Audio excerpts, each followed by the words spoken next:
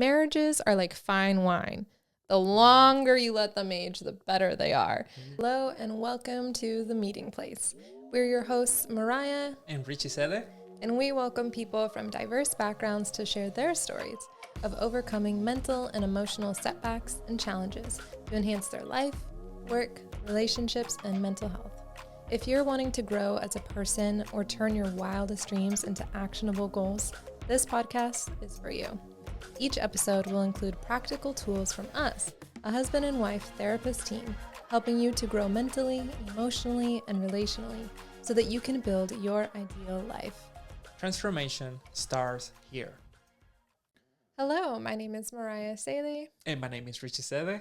And we are married and therapists. Yes. And in this episode, we're going to be introducing ourselves, talking about what you can expect to see in this channel, and also introducing our private practice and what made us so passionate about starting our business.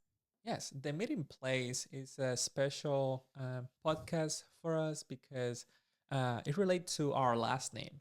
So Sede in Spanish means like place, and here you'll be able to learn and hear from others stories that will motivate you to achieve your goals and learn some about obstacles that people were able to overcome. Yeah, so I think that the idea for us, our business, Sede Counseling, and our podcast, which goes with it, The Meeting Place, which is the definition of Sede in Spanish, was to have a place for people to meet, to share their stories of learning, growth, overcoming life's challenges, improving their relationships, their mental health, etc. And so we're super excited to open up this space, this place for people to gather and share and grow together. Yeah, and who are we? So my name is Richi. I'm from the Dominican Republic. And as a lot of Dominicans, I play baseball for a long time. I played for 18 years. And now I'm using my skills with baseball and now connected with mental health services. So I'm passionate by helping Spanish-speaking clients and also young adults that are athletes. And I help them become better and improve their mindset. A lot of athletes struggle with negative self-talk or having negative thoughts that comes to their mind. So I help them shift and change those negative thoughts so that they can play freely and they can perform the best to their abilities on the field. Mm-hmm. Yeah, and for me, I discovered actually through working with clients what it is that I love to do. I knew that I wanted to be a therapist, for a long time. I have two passions in life: creative writing, which I also do, and helping others. And helping others for me has looked like being a confidant, being a person that people go to for advice or just to listen. Someone to care and show empathy and compassion. And so that was the role that I played growing up in my friendships, in my family. And I recognized that when people came to me and shared what they were going through, after our conversation, they not only felt relieved and felt more capable of tackling whatever issue they were facing, they also had tangible action steps that they could take in order to try to, repair a relational rupture or whatever their challenge may have been. And so I realized wow, this is actually something pretty cool that I'm able to offer. And that was, I really started to come to this conclusion when I was a preteen in middle school. And then I learned about therapy when I was older and studied it in college. I studied creative writing and therapy or psychology, and then went on to my master's in clinical mental health counseling. And in my internship in my master's program is where I really learned the niche that I'm passionate about. I love working with, a variety of individuals. I love breadth. It gives me an opportunity to learn and grow. And so, I'm very open to any client who comes my way. And I found that there are particular demographics and issues that I have found particularly enjoyable to work through and work with. And that for me would be young adults. I love that season of life. There's just so much change and growth and learning that's happening in that time. And I think that it's a really great opportunity to work on oneself. And so I love to come alongside people in that season of life. Not to say that I don't love other seasons of life too. I do. And I also am really passionate about helping people work through eating disorders. I love watching the transformational process of someone going from feeling really, truly enslaved to an eating disorder and having it affect every moment of every day to being set free from that so that they can actually be present and not be thinking about food or exercise or whatever it might be for them when they're, at Thanksgiving or going out with friends, like they can actually be present. And then all of a sudden that opens up this world of joy as they get to be present with the people they love and actually enjoy each moment of their life. And so that's amazing to see. And then also like the impact it has on their relationships, their physical health, their mental health. Even, it can help enhance their grades because they're thinking better because they're getting the nutrition they need. I mean, it's just amazing to see the transformation. Um, and then I also love helping people work through childhood sexual trauma. I just think that that's really meaningful work because that trauma is so profound that it can really shape a person's identity and their experience of themselves. And I think that I firmly believe that no one should ever have to live with the scars of childhood trauma, childhood sexual abuse. And so helping people to work through that so that they can see themselves differently um, is just a beautiful process. And so I'm very passionate about that as well. And then finally, I love working with couples to help them to enhance their Me communication, too. to enhance their communication, to heal, from past situations, and come together to unify relationships. And to help the couple to see that really they're on the same team, because I think so often couples will come to therapy thinking that they're enemies and then not realizing that actually they want the same thing and they just aren't communicating, and helping them to do that so that they can recognize that they are a team and they can do this and they can have a healthy, happy marriage for the entirety of their lives. They don't have to outgrow their marriage or have their marriage fade or get boring or whatever. That does not need to be the case. Marriages are like fine wine. The longer you let them age, the better they are. So I love helping people to see that and to accomplish that. So that was a lot. I'm going to turn it back over to you. No, thank you. And something that we will do in this podcast is at the end we'll share actionable steps that you can take.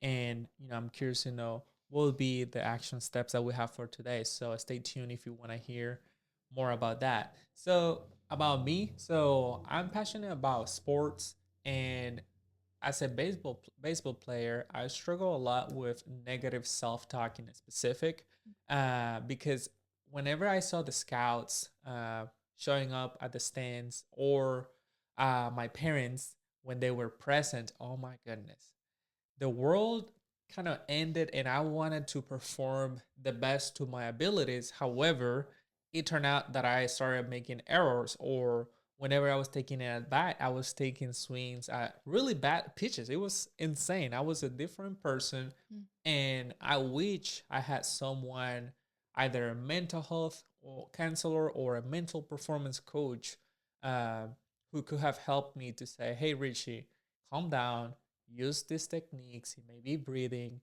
it may be before practice, you can practice visualization to prepare for those moments so that you can perform the best of your abilities. And I know that a lot of athletes do not have any tools that they can use before a game or during the game. So I want to be that person that can help them um, gain the tools and the awareness of what is stopping them from performing to the best to the to their abilities, and to give their, enjoy their game. Because that, I think, for me, having a lot of negative self-talk and putting a lot of pressures on myself, and wanting to be perfect, which is impossible.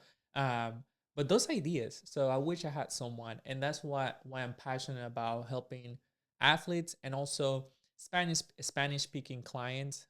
Unfortunately, there are not a lot of bilingual therapists in the area, so I would love Mhm. to provide therapy in their own language, and something that I'm learning. So I'm from the DR, Dominican Republic, and I'm improving in my Mexican Spanish because I want to, I want to connect with the slangs. How you doing? Al cien, very good. So I want to connect with them and every client that I have who are Spanish speaking. So I want them to feel free and, you know, change the stigma, because unfortunately, in the Hispanic community, if you go to therapy, you have to be crazy or something is very wrong with you. Mhm. So trying to change that, and something that you guys can expect from this podcast is that we'll bring mental performance coaches that are Mhm. working with professional athletes. You guys will see athletes. You guys will see couples and professionals in the mental health area, so we can give you actionable steps so that you can improve your life. Yeah. Yeah. And something, as you're talking about athletes, something that I was reminded of is the way that athletics can affect an individual's mental health. It's so funny, right? Because like we put our kids into athletics Mm. so that they will have fun, so they'll socialize, so they'll be active. It's going to help their physical and mental health. And then somewhere along the line, this changes and Yes. things get competitive. Mm. And with the competition, the sport can Mm. sometimes lose, Mhm. that fun aspect Yes. and become something very stressful. Mm. And studies show that that pressure really affects athletes' mental health. Mhm. Mhm. And, to the point that athletes have a higher rate of suicide than the Mm. general population. Wow. And so that really shows the Mhm. severity of the stress that some of these athletes are put under, Mhm. especially if, they're students and they have to Mhm. juggle academia as well as athletics and Family. potentially a part-time job and Yes. family. And it becomes so much. And then unfortunately, in sports, there's sort of like this tough guy attitude. Mhm. Mhm. And so people don't reach out for help Yes. until Mm. sometimes it's too late. And so that's Mm. why we need to advocate for others who, remind them that mental health is valid Mm. and that seeking help does not make them weak. In fact, it makes them courageous because you have to be vulnerable Mm. in order to seek mental health assistance. And that vulnerability requires courage. Absolutely. And I'm curious to know, what is your therapeutic approach when it comes to counseling? Yeah, so my primary approach is an object relations approach, which basically means that I focus on attachment. So, Mm. um, everyone develops an attachment style in the first 2 years of their life. And this happens based on the way that they perceive their primary caregiver, which is generally speaking their mother. And they react to the way that they're treated. And for all the moms out there, I'm gonna start by saying this. So many things can affect attachment. If your baby's in the NICU, that can affect attachment. If you have postpartum depression, which is totally outside your control, that can affect attachment. If you get terribly sick, or you have lots of other kids that you're taking care of, or they're major stressors, or you have no choice but to go back to work early, or there's so many things Mm. that can affect attachment. And so, as I share this theory, please remember that every parent tries to do their best Absolutely. Mhm. with what they're given. And your best is all that you can give, and all you can do is grow so that your best becomes better. And there's no shame or blame. It's just whatever someone's attachment style is what it is. And a part of it too is perception, right? So the way that the baby perceives you. Um, Parents are not usually trying to send their kids mean or bad messages or messages of rejection, but sometimes it can be taken that way. And then also to remember that we get our attachment style from, our relationship with our parents, and they get it from their relationship with their parents. And so there's this Generational. generational effect taking place here. And so we can only hope that each generation gets better, and do all that we can to learn and grow and apply what we're learning in order to enhance each generation. And that's the point of this, right? Yeah. Is to share, information and practical tools that you can take away to learn and grow and have a positive impact on your family so that they can have a positive impact on their family and so on and so forth. So with that out of the way, object relations therapy looks at attachment styles. And there are a few different attachment styles. The one you hope for is a secure attachment style, which means that you feel safe and comfortable in that relationship. You feel like it's not suffocatingly close, but you're also safe to, talk about real things in life. You can come to them with your problems. You can be happy with them. You can be sad with them. You can laugh with them. You can cry with them. They're not going to abandon you, but they're also not going to cut your wings and keep you from flying, right? Then there's an anxious attachment style. And in this attachment style, you have a fear of abandonment. And so these individuals tend to be needier. They tend to seek closeness as a means of safety. So keep someone very, very close so that they'll never leave you, never have a problem. They tend to be people pleasers. They don't want to rock the boat. They don't want anybody to get mad at them. And so they seek to appease, to keep people happy with them, to keep people close. And they do this as a means of avoiding abandonment.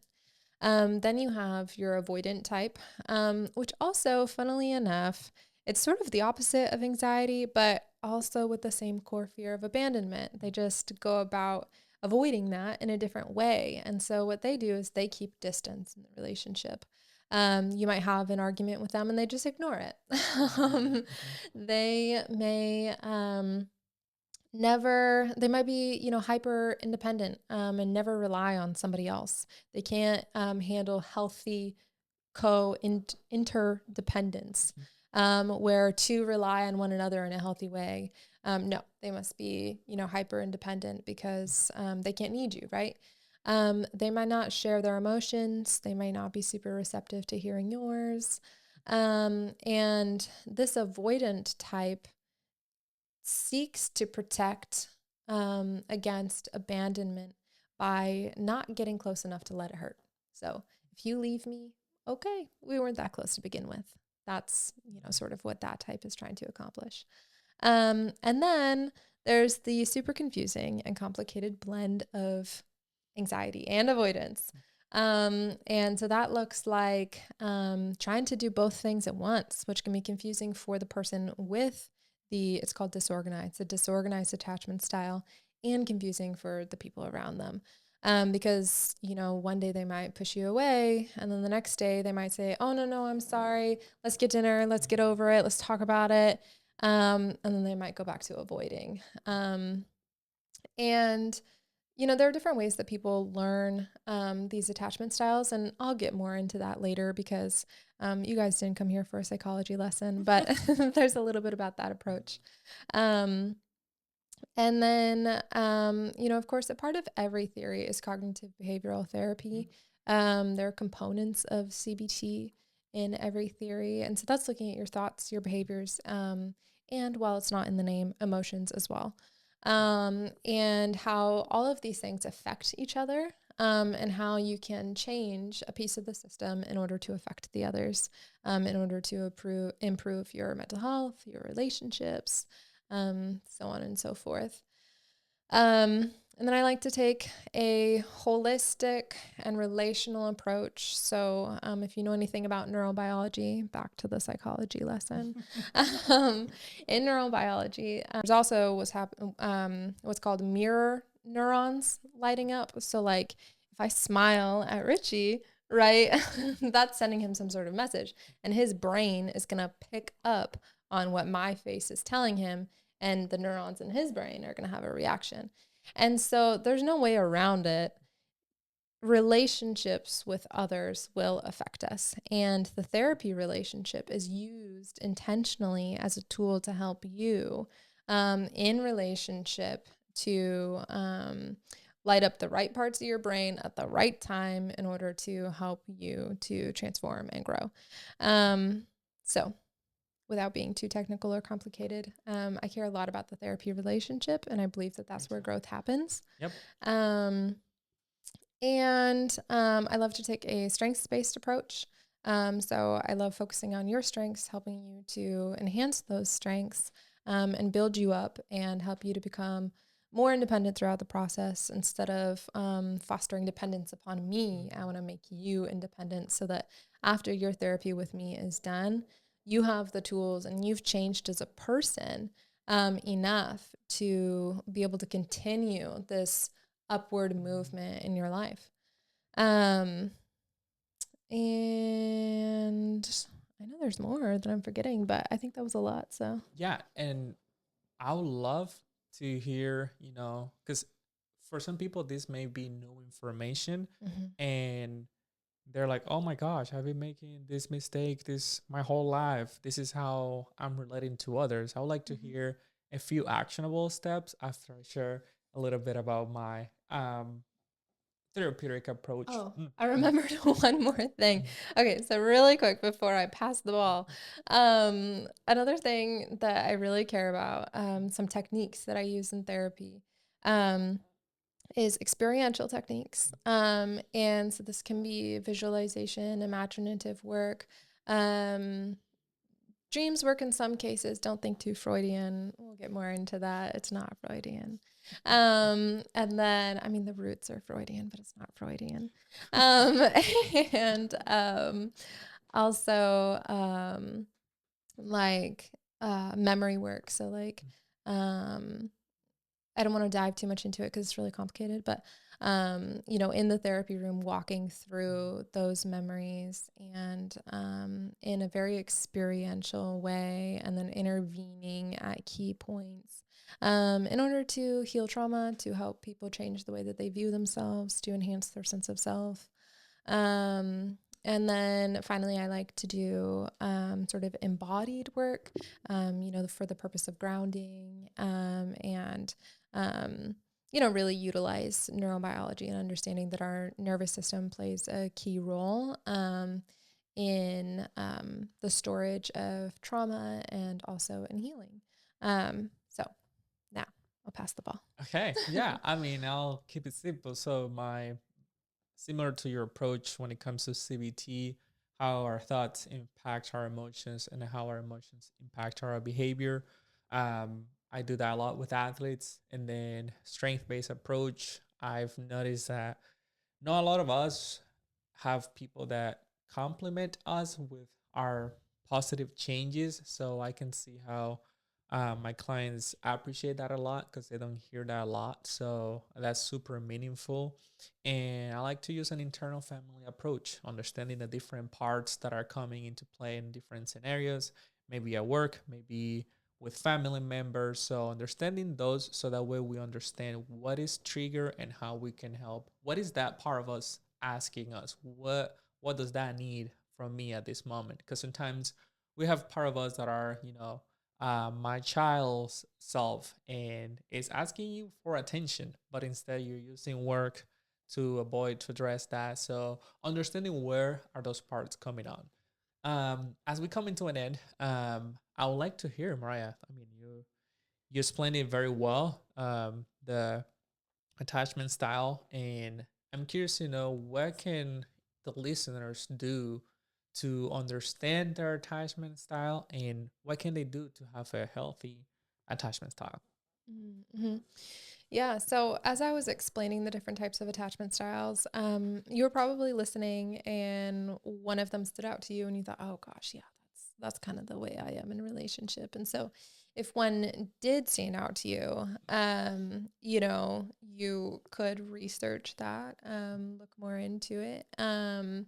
You could also take that and recognize, oh, if I don't have the secure attachment style, if I don't relate to people in that way, um, then and particularly, your primary caregiver, whoever raised you primarily in the earliest parts of your life, then maybe consider addressing that with a therapist, and work through the wounds that that relationship has had on you, and work through the ways that that's affecting your life now.